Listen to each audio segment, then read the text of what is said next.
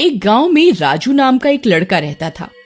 उसे रात में घूमना फिरना बहुत पसंद था, जिसकी वजह से उसके माँ बाप भी काफी परेशान रहते थे और उसे रात में घूमने से मना करते थे। माँ तुम भी ना फालतू में डरती हो, भूत वूत कुछ नहीं होता, और मैं तो वैसे भी आपका बहादुर बेटा हूँ। फिर एक दिन, राजू, ओ राजू, थोड़ा रुको ना, मेरी बात सुनो। ओ राजू, सुनो ना। राजू रुकता है और इधर उधर देखता है, लेकिन उसे कोई नजर नहीं आता। वो फिर चलने लगता है, लेकिन चलते ही वो आवाजें फिर से आने लगती हैं। राजू, ओ राजू, रुको ना, मेरी बात सुनो। ओ राजू, सुनो ना। यार ये कौन है जो मुझे बार बार आवाज दे रहा है? कुछ तो गड़बड़ है। भाग बेटा, भाग ले यहाँ से, कहीं कोई चोर वोर ना हो। ऐसा कहकर राजू वहां से भाग लेता है और अपने घर पहुंच जाता है। और उस दिन उसके माँ बाप भी घर पर नहीं होते। राजू चुपचाप अपने कमरे में सो जाता है। रात में राजू के कमरे से फिर वही आवाजें आती हैं। राजू, ओ राजू, रुको ना, मेरी बात सुनो। ओ राजू, सुनो ना। ये आवाजें सुनकर राजू की नींद खुल जाती है, लेकिन राजू जैसे ही उठता है, उसके बेड पर उसके पैर के पास एक चुड़ैल बैठी होती है, जो उसे देखे जा रही होती है। राजू काफी घबरा जाता है, लेकिन ना डरने का झूठा दिखावा करता है और जोर से बोलता है, कौन है? फिर चुड़ैल राजू के बेड से उठकर खड़ी हो जाती है और उड़कर ऊपर दीवार से चिपक जाती है। क्या हुआ राजू, क्या तुम मुझसे नहीं डरे? ये मेरा घर है, बाहर से तो तुम आई हो, मैं भला अपने घर में ही क्यों डरूं? लेकिन तुम्हारी आवाज मुझे कुछ जानी पहचानी लग रही है। कौन हो तुम? अपने असली रूप में आओ। किसी ने तो मुझे पहचाना। मैं कई दिनों से ऐसे ही भटक रही थी और कई लोगों को बुला रही थी, लेकिन किसी ने नहीं पहचाना, पर तुमने मेरी आवाज पहचान ली। ऐसा कहकर चुड़ैल अपने असली रूप में आ जाती है।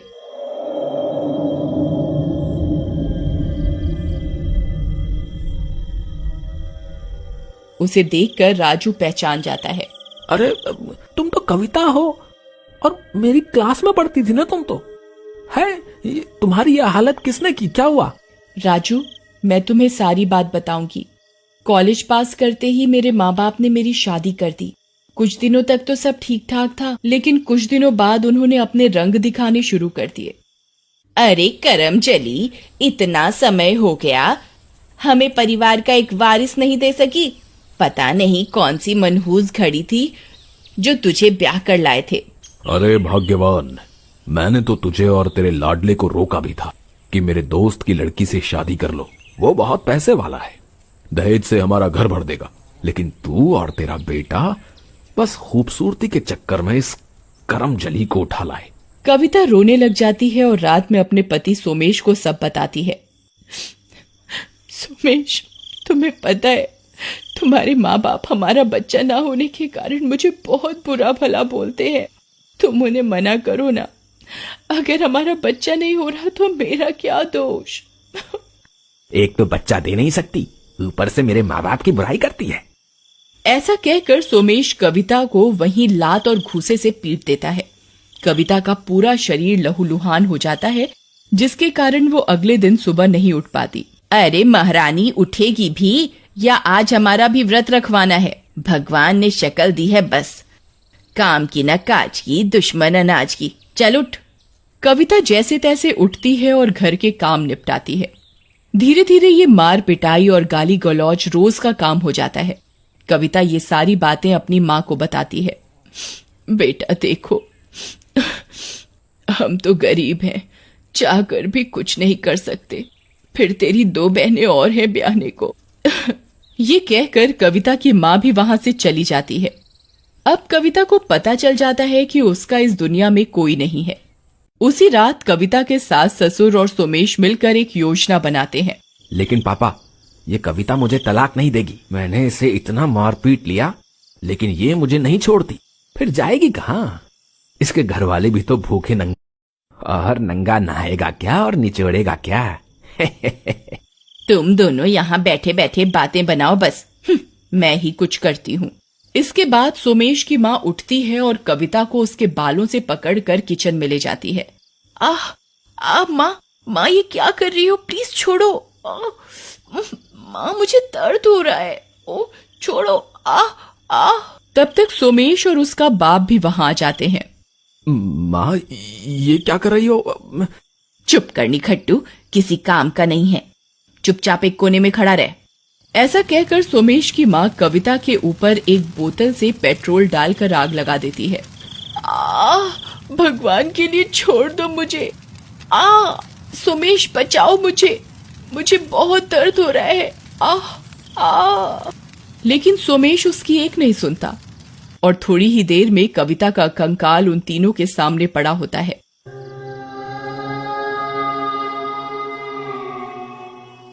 अब ये गूंगा बन के क्यों खड़ा है? चल इस कंकाल को उठा और घर के पीछे कहीं गाड़ दे और अब अपनी दूसरी शादी की तैयारी शुरू कर दे। जी माँ। और राजू, उन दुष्टों ने मुझे इस तरह तड़पा तड़पा कर मार डाला। उन दुष्टों ने किसी बाबा का दिया हुआ ताबीज पहना हुआ है, जिसके कारण मैं उन्हें छू भी नहीं पा रही। प्लीज मेरी मदद करो। सच में कविता, तुम्हारे साथ बहुत बुरा हुआ है। मेरी आंखों में आंसू आ गए। मैं तुम्हारी मदद करूंगा। अगले दिन राजू एक बाबा का भेष बनाकर सोमेश के घर पहुंचता है। वहां सोमेश की माँ अकेली होती है। अलख निरंजन, बाबा को कुछ भीख दे दे बेटा। बाबा हर किसी के घर नहीं जाता। लगता है बहुत पहुंचा हुआ बाबा है। बाबा मुझे और पैसा चाहिए। कैसे आएगा मेरे पास और पैसा? बुढ़िया, तुम अतूरे धतूरे तांत्रिकों की ताबीज पहनोगी तो कृपा कैसे बरसेगी? पहले अपना ताबीज हटा और मुझे दे, फिर देख चमत्कार। सोमेश की माँ लालच में अपना ताबीज उतार देती है और राजू को दे देती है। जैसे ही वो अपना ताबीज उतारती है, चुड़ैल वहां आ जाती है। बुढ़िया, आ जाई पकड़ में। तुझे अब जिंदा नहीं छोड़ूंगी। जैसे तूने मुझे मारा था, वैसे ही तुझे भी तड़पा तड़पा के मारूंगी। उसके बाद चुड़ैल सोमेश की माँ पर पेट्रोल डालकर उसे जला देती है। कुछ दिनों के बाद सोमेश अकेला जा रहा होता है। उसे राजू लड़की बनकर आवाज लगाता है। राजू ने एक साड़ी पहनी होती है। ए सोमेश, जरा मेरी बात तो सुनो। ए सोमेश डार्लिंग, इधर तो आओ ना। अरे क्या आवाज है, कितनी प्यारी आवाज है। आवाज इतनी प्यारी है तो लड़की कितनी सुंदर होगी। सोमेश जल्दी से राजू के पास पहुंच जाता है। क्या नाम है तुम्हारा? मेरा नाम कैसे जानती हो? चलो छोड़ो, इतने दिनों से तुम्हारा इंतजार कर रही हूँ, वो नहीं दिखता। यहाँ CID करने लगे हो। चलो जाओ यहाँ से। अरे तुम नाराज क्यों हो रही हो डार्लिंग? मैं तो मजाक कर रहा था। चलो छोड़ो, मजाक कर रही थी। आसपास कोई है नहीं। सारे कपड़े उतार कर झाड़ियों के पीछे आ जाओ। सोमेश भी जल्दी से सारे कपड़े उतार देता है और जल्दी जल्दी में वो ताबीज भी उसके शरीर से उतर जाता है। जैसे ही सोमेश झाड़ी के पीछे पहुंचता है, वहां चुड़ैल उसका इंतजार कर रही होती है। आओ राजा जी, सीधा अंदर आओ। सीधा अंदर आओ राजा। पहचाना मुझे? कविता, तुम? मुझे माफ कर दो, मुझसे गलती हो गई। लेकिन चुड़ैल उसको मार देती है। कविता, मेरे ख्याल से तुमने अपना बदला ले लिया है। लेकिन राजू, अभी एक दुष्ट जिंदा है। उसे भी तो उसके किए की सजा देनी है। उसके घर के 2 लोगों को तुम मार चुकी हो। उसे अब पुलिस के हवाले कर देते हैं। अकेला जेल में सड़ेगा और फिर तुम्हें भी तो इस संसार से मुक्ति दिलानी है। ठीक है, जैसा तुम्हें ठीक लगे राजू। उसके बाद राजू कविता के कंकाल के बारे में पुलिस को बता देता है। पुलिस सोमेश के बाप को पकड़कर ले जाती है और अंतिम संस्कार के बाद कविता की आत्मा भी आजाद हो जाती है। एक बार एक गांव के बाहर एक चुड़ैल और एक भूत बंधे होते हैं। और गांव वाले उन्हें घेर कर खड़े होते हैं। वहाँ पर एक तांत्रिक भी बैठा होता है जिसने उन्हें बांध कर रखा होता है। भूत देखने में काफी ताकतवर दिख रहा होता है। गांव वालों के कहने पर भूत अपनी कहानी सुनाता है। मेरा नाम बाहुबली है। बाहुबली? क्या तुम सच में बाहुबली हो? वो जो बहुत ताकतवर थे और जिसकी ताकत के चर्चे सब तरफ थे। हाँ, मैं वो ही बाहुबली हूँ। लेकिन तुम्हारा ये हाल किसने किया? तुम लोगों को तो मालूम है, मैं गांव में अपने भाई राजा के साथ रहता था और ना जाने कहां से मेरे अंदर इतनी ताकत थी कि मैं अपने एक घूंसे से किसी बड़े से बड़े जानवर को गिरा सकता था। लेकिन मुझे क्या पता था कि मेरी ये खूबी और ताकत ही मेरी दुश्मन बन जाएगी। मेरे ही गांव में रंगा और बिल्ला नाम के दो आदमी रहते थे। एक दिन, अरे बाहुबली, सुना है कि आप में बहुत ताकत है। एक घूंसे से आप बड़े से बड़े जानवर को गिरा सकते हो। मुझे भी दिखाओ ना अपनी ताकत। हाँ, कर तो सकता हूँ, लेकिन करूँगा नहीं, क्योंकि किसी जानवर को मारना गलत बात होती है। तभी वहाँ पर एक पागल बैल आ जाता है जो कि एक खूबसूरत लड़की की तरफ उसको मारने जा रहा होता है। ए लड़की, हट जा सामने से, हट जा।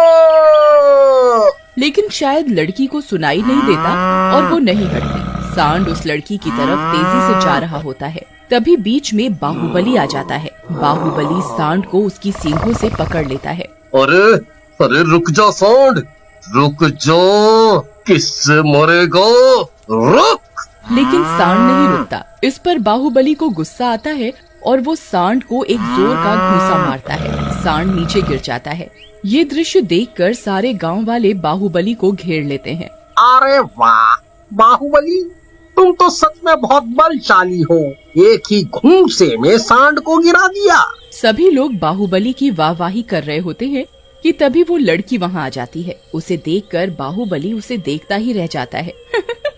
बाहुबली जी, बस भी करिए, अब क्या आंखों से एक्सरे करोगे मेरा? बस भी करो घूरना मुझे।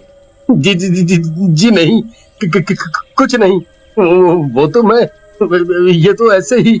हाँ, क्या ये तो मैं ऐसे ही, मैं वैसे ही। मेरा नाम रुक्मणी है और मदद के लिए धन्यवाद। ऐसा कहकर लड़की वहाँ से चली जाती है।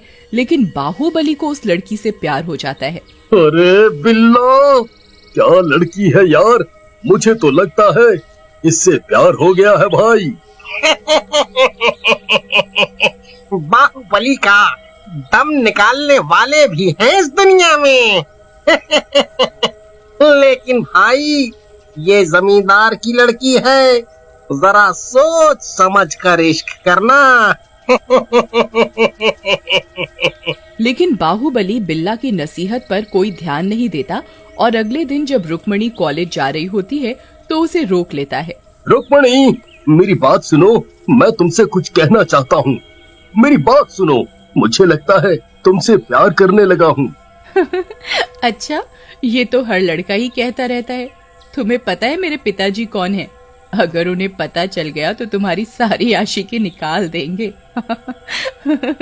इसके बाद रुक्मणी वहाँ से चली जाती है और रात में जब बाहुबली सो रहा होता है तब वहाँ कुछ गुंडे आ जाते हैं और जोर से दरवाजा पीटने लगते हैं। जैसे ही बाहुबली दरवाजा खोलता है, गुंडे उसको संभलने का मौका नहीं देते और पीटने लगते हैं। उनकी पिटाई से बाहुबली बेहोश हो जाता है। थोड़ी देर बाद जब उसे होश आता है तो उसे पास ही में एक चिट्ठी मिलती है और चिट्ठी में लिखा होता है, उस लड़की रुक्मणी से दूर रह, नहीं तो मैं तुझे जान से मार दूंगा। उसके बाद इस बात का पता रुक्मणी को चलता है और वो काफी दुखी होकर बाहुबली के पास पहुंचती है। ये सब मेरी वजह से हो रहा है ना मैं तुम्हें मिलती हूँ ना तुम्हारे साथ ये सब होता। तुम्हारी वजह से कुछ भी नहीं हो रहा है, तुम चिंता ना करो। मुझे ये जो कोई भी हो कुछ नुकसान नहीं पहुंचा सकता और तुमसे तो मैं ही शादी करूंगा एक दिन। ये सुनकर रुक्मणी वहाँ से शर्माते हुए चली जाती है। उसी रात बाहुबली जंगल के रास्ते से जा रहा होता है तभी वहाँ रंगा और बिल्ला पहुँचते हैं। और बाहुबली भाई कहाँ जा रहे हो? अरे कहाँ जा रहे होंगे अपनी रुक्मणी से मिलने, और क्या। वो कहते हैं ना, लड़की आई नहीं कि दोस्तों को भूल गया। अरे तुम दोनों को लड़कियों के अलावा कुछ नहीं आता? अरे भाई, जिंदगी में कुछ और भी है करने को। सिर्फ प्यार, मोहब्बत और लड़की के सहारे जिंदगी नहीं कटती। काम धंधा और मेहनत भी करनी पड़ती है, नहीं तो लड़की भी छोड़ के भाग जाती है, समझे? ऐसा कहकर बाहुबली आगे बढ़ जाता है, लेकिन तभी रंगा उसके पीछे से उस पर चाकू से वार कर देता है। सही बोला तू भाई, जिंदगी में बहुत कुछ है करने को। पहला काम तो तुझे ही रास्ते से हटाना है। ये तुम दोनों ने ठीक नहीं किया। मैंने तुम दोनों को अपना दोस्त समझा, लेकिन तुम लोगों ने ही मुझे मार डाला। मैं इसका बदला जरूर लूंगा, मैं वापस आऊंगा।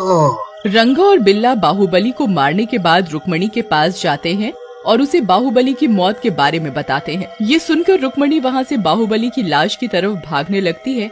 तभी बिल्ला उसका हाथ पकड़ लेता है। कहाँ जा रही हो? वो तो गया रानी। अब तो तुम्हारे पास दो रास्ते हैं, या तो मर जाओ या हमारी बात मान लो।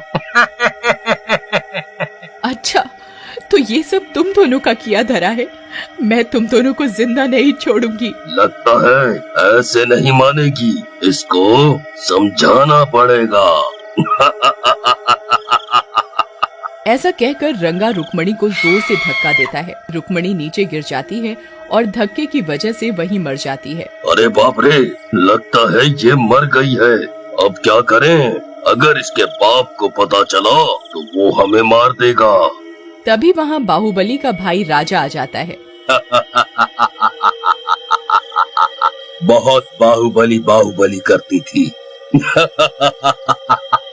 जो राजा की नहीं हुई वो किसी की भी नहीं होगी।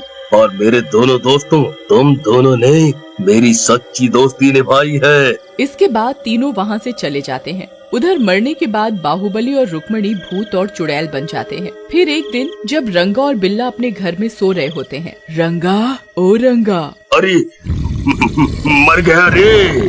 बाहुबली का भूत भी रंगा की गर्दन तोड़ देता है। फिर चुड़ैल और भूत रंगा और बिल्ला को मार देते हैं और राजा से अपनी मौत का बदला लेने के लिए निकल पड़ते हैं। इधर जैसे ही राजा को रंगा और बिल्ला की मौत की खबर मिलती है, वो एक तांत्रिक को बुला लेता है। बाबा मुझे बचा दो। मेरे भाई का प्रेत मेरी जान लेने पर तुला है। वो मुझे मार डालना चाहता है।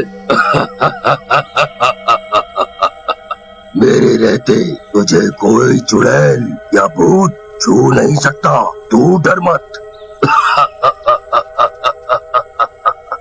बस इस तरह मैं तुम लोगों के जाल में फंस गया और मेरा हत्यारा भाई अभी भी खुला घूम रहा है। तो हर साथ में तो बहुत बुरा हुआ है बाहुबली भाई, लेकिन आप कौनो चिंता ना करो, हम तुहार पूरी मदद करेंगे।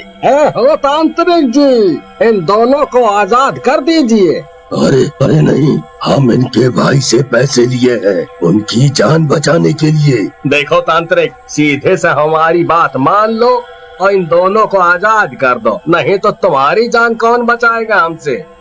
गांव वालों का गुस्सा देखकर तांत्रिक डर जाता है और भूत और चुड़ैल को आजाद कर देता है। उसके बाद वो दोनों वहाँ से उड़कर सीधा राजा के घर पहुँचते हैं। मुझे पता था कि तुम दोनों आओगे, लेकिन अब तो तुम मुझे मार भी दो तो मुझे कुछ फर्क नहीं पड़ता। मैंने जो करना था वो कर दिया, लेकिन तूने मेरे साथ ऐसा क्यों किया? मैं तो तुझे इतना प्यार करता था। अरे जलन होती थी मुझे, जहाँ देखो बाहुबली। रुक्मणी से शादी करना चाहता था, लेकिन उसे भी बस बाहुबली। बस मार दिया तुम दोनों को। लेकिन हम तुझे मारेंगे नहीं, बल्कि तेरी ऐसी हालत कर देंगे कि फिर कोई ऐसी हरकत न करे। फिर चुड़ैल और भूत राजा की आंखें फोड़ देते हैं और जुबान काट देते हैं और उसकी एक टांग भी काट देते हैं। अब जब तक तू जिंदा रहेगा हमें याद करता रहेगा।